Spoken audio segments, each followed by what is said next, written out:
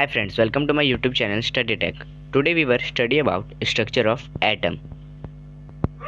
Structure of an atom. Atom smallest unit which matter can be divided without the release of electrically charged particles.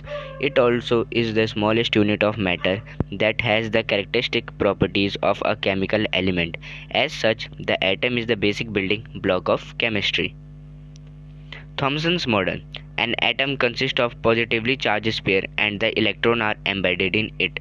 Thompson ji का कहना था कि जो atom होता है वो पूरा पॉजिटिवली स्फीयर से चार्ज्ड होता है और जो उसमें इलेक्ट्रॉन्स जो होते हैं वो एम्बेडेड होते हैं.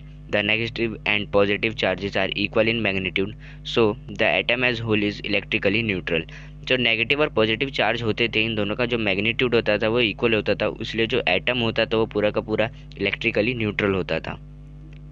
Rutherford's model. He selected a gold foil because he wanted as thin a layer as possible. This gold foil was about 1000 atom thick. Alpha particles are doubly charged helium ion. Since they have a mass of 4u, the fast moving alpha particle have a considerable amount of energy. It was expected that alpha particle would be deflected by the subatomic particle in the gold atoms. Since the alpha particle were much heavier than the proton, he did not expect to see large deflections. उन्होंने सोचा नहीं था, मतलब कि उन्होंने ऐसा लेके चला था कि हमें ज़्यादा डिफ्लेक्शंस मिलेंगी नहीं.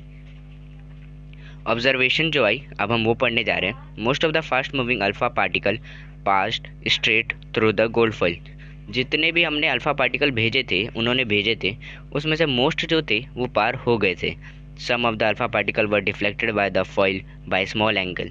जो कुछ थे वो थोड़े थोड़े एंगल से वापस आ गए थे. Surprisingly 1 out of every 12,000 particle appear to rebound. 12,000 में से कोई ना कोई एक जो था वो पूरे के पूरा रिबाउंड हो जाता था.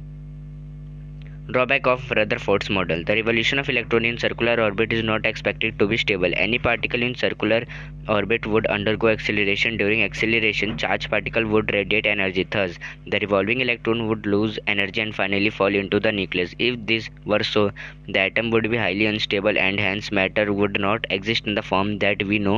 We know that atoms are quite stable. हमने कहा कि जो एटम होता है अगर वो उसके अंदर जो इलेक्ट्रॉन है वो पूरी तरीके से उन्होंने अंदर एम्बेडेड हैं, तो जब वो चक्कर लगाते होंगे तो अपनी एनर्जी रेडिएट करके न्यूक्लियस पे गिरते क्यों नहीं है. तो ये जो था वो रदरफोर्ड मॉडल का ड्रॉबैक था. अब आए बोर्स मॉडल पे. Only certain special orbit known as discrete orbit of electron are allowed inside the atom. Atom के अंदर कुछ ही ऑर्बिट अलाउड थे, कुछ स्पेशल ऑर्बिट अलाउड थे जिन्हें डिस्क्रीट ऑर्बिट भी कहा जाता था. While revolving in discrete orbit, the electron do not radiate energy.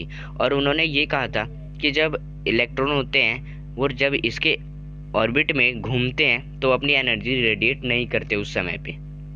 Thank you for watching my video. Like my video and subscribe my channel और comment ज़रूर भेजिएगा. Thank you.